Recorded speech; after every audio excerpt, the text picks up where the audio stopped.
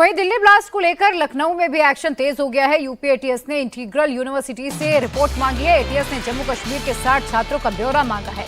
Integral university में पढ़ाता था शाहीन का भाई डॉक्टर परवेज ने दिल्ली ब्लास्ट के 3 दिन पहले ही यहां से इस्तीफा दिया था। और इस पर और अधिक जानकारी के साथ मेरे सहयोगी विशाल प्रताप सिंह जुड़ चुके हैं। विशाल, ये बहुत बड़ी लंबी प्लानिंग प्लॉटिंग थी और बताया जा रहा है कि मेन टारगेट तो दिल्ली था ही नहीं, मेन टारगेट उत्तर प्रदेश था और तारीख भी 6 दिसंबर की तय की गई थी। कहां पर अब रेड पड़ रही है, अब तक कितने लोगों की गिरफ्तारी हो चुकी है और अभी तक की जांच में क्या खुलासे हुए हैं?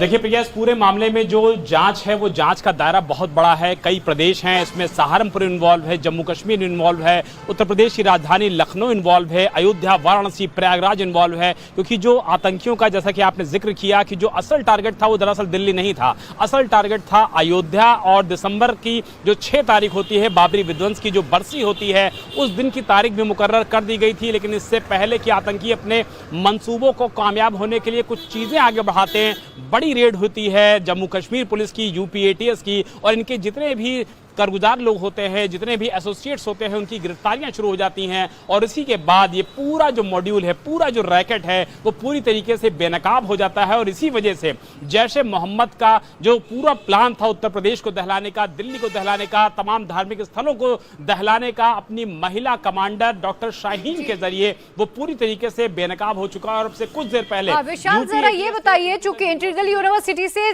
60 कश्मीरी छात्रों का ब्यौरा भी मांगा गया है, क्या कुछ और संदिग्ध वहां पर हो सकते हैं? कुछ और लोगों के बारे में कोई इंफॉर्मेशन मिली है एटीएस को?